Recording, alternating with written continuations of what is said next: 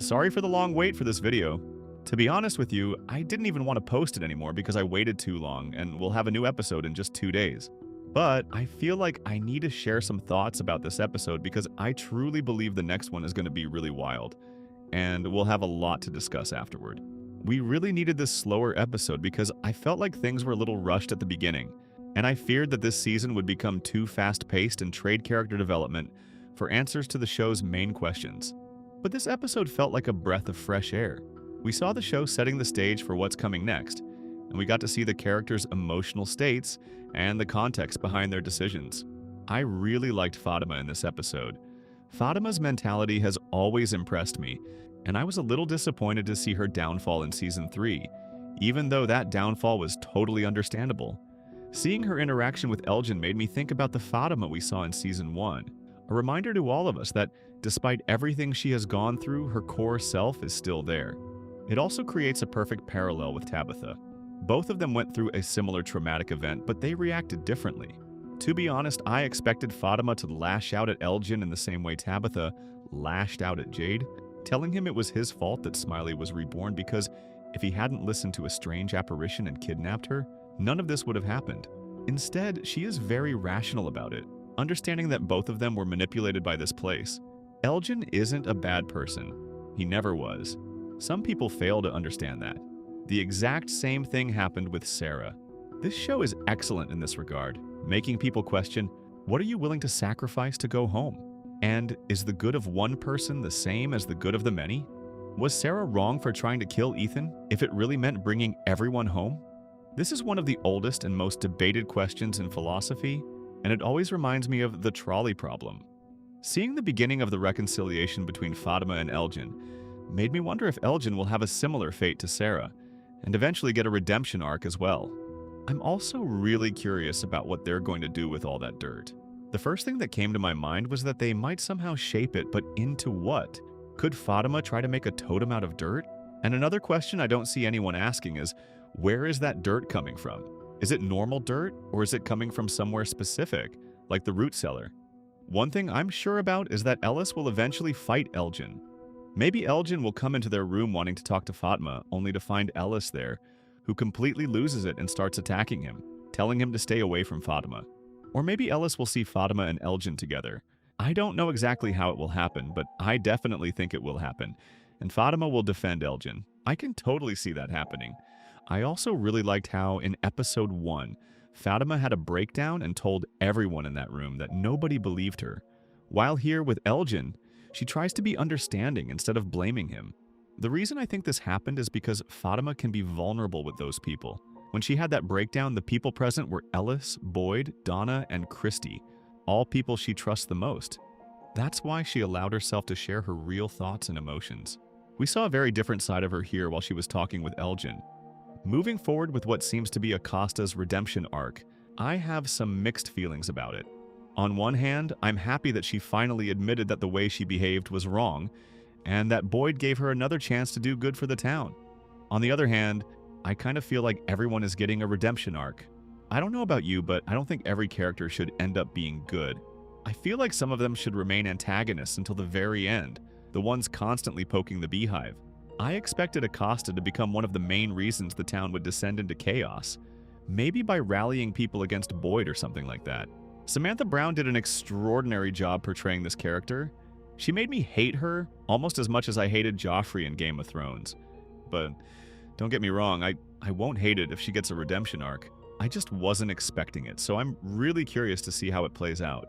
Regarding Boyd making her go through all the stuff in the basement, I've seen some interesting theories on TikTok suggesting that, among all those items, Acosta could find a photo of the original Sophia and her family, and they would realize that Sophia is actually the man in yellow in disguise. If that happens, I'm going to lose my mind. The next thing that caught my attention was Sophia taking one tooth from the priest. She said, "I couldn't let you go without something to remember you by." This phrase, "something to remember you by," seems to be a recurring phrase connected to the man in yellow. Sophia said something very similar when she was in the storage room with Sarah. She said about those objects, "There's a part of them that's still here, a part that's not forgotten." See how this idea of remembering appears in both episodes?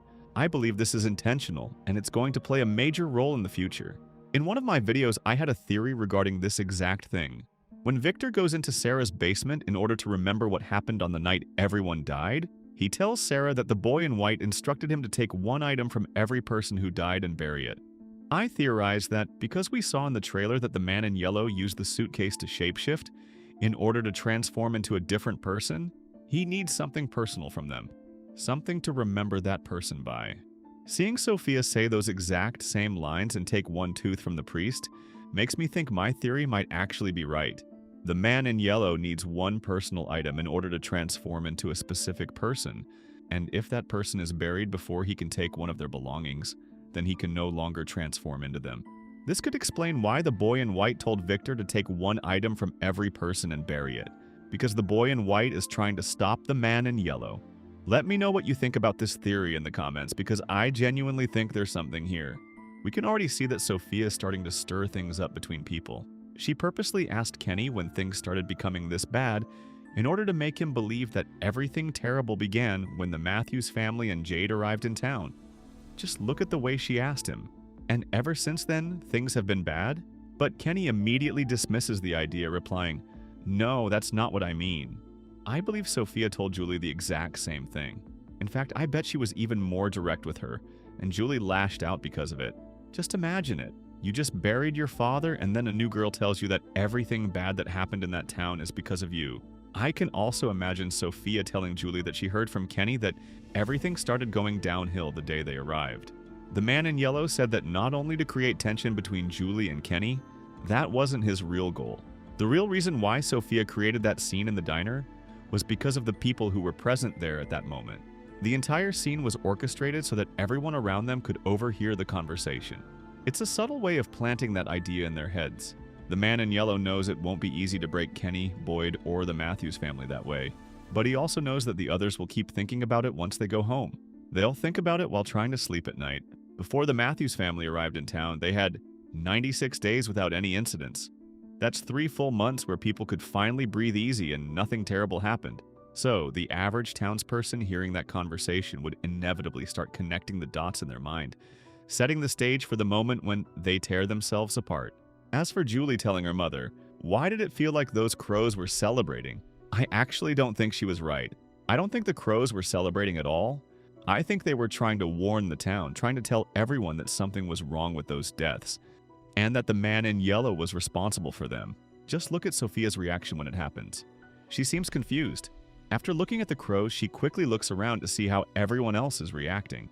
To me, that isn't the behavior of someone who expected this to happen. It feels more like the reaction of someone caught off guard, and that's exactly what I believe happened there. I actually made a video where I speculate that the crows are trying to help people, and this scene only strengthens that theory. Let me share one of the points I made in that video.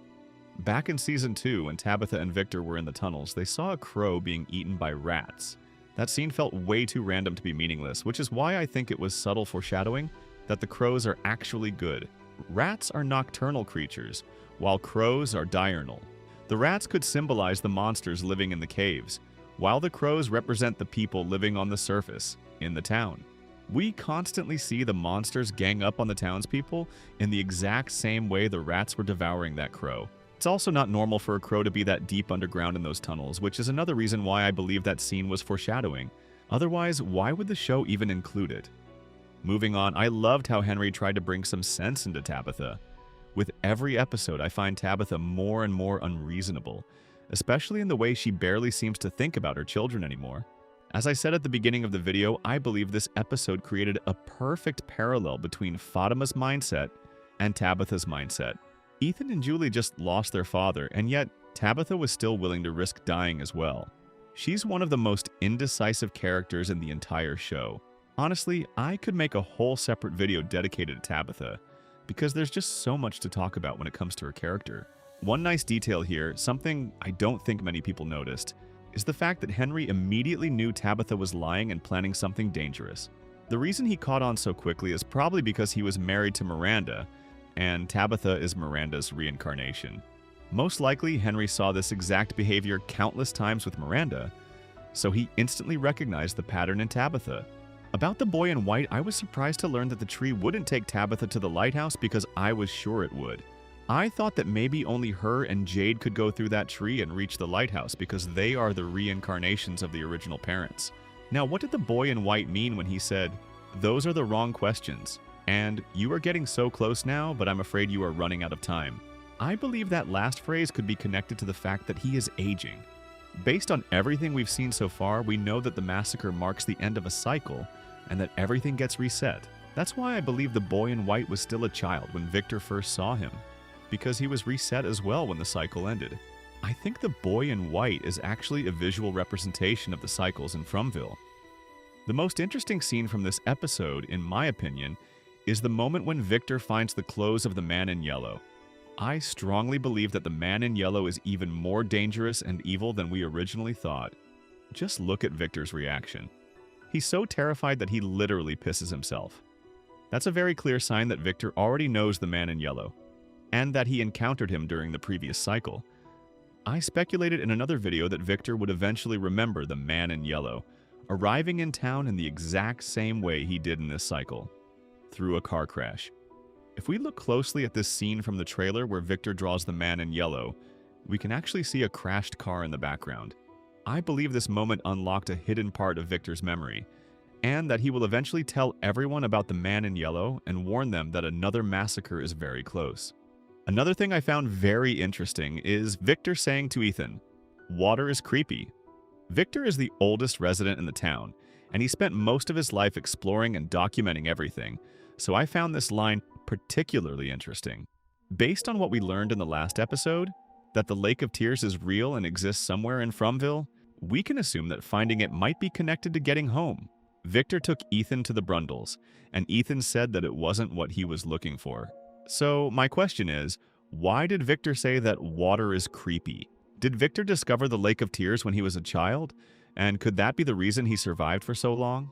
I'm saying this because Victor must have had a reason for saying that line. We've seen that there's nothing particularly creepy about the Brundles, so what kind of water did Victor encounter that made him think that way? The last thing I want to address is another theory about who might discover Sophia's true identity. We saw that Sophia chose to live with Sarah. I believe she did that because she thought she could manipulate Sarah in the same way she manipulated Kenny and Julie, but I don't think that strategy is going to work on Sarah. I actually think the voices will help Sarah and warn her that something isn't right about Sophia, telling her to be careful around her. What I also liked about this episode is the fact that we already saw the majority of the scenes from the trailer. Because of that, I believe episode 4 will probably show almost everything else from the trailer as well, meaning that after that we'll be going into the rest of the season completely blind. And honestly, I'm really excited about that because I can't wait to see what they're preparing for us. I would have been a little disappointed if it turned out that the trailer had spoiled scenes from the finale. And with that, we conclude today's video. I hope you enjoyed this one, and if you like my content, make sure to subscribe for more. I have big plans for the upcoming episodes.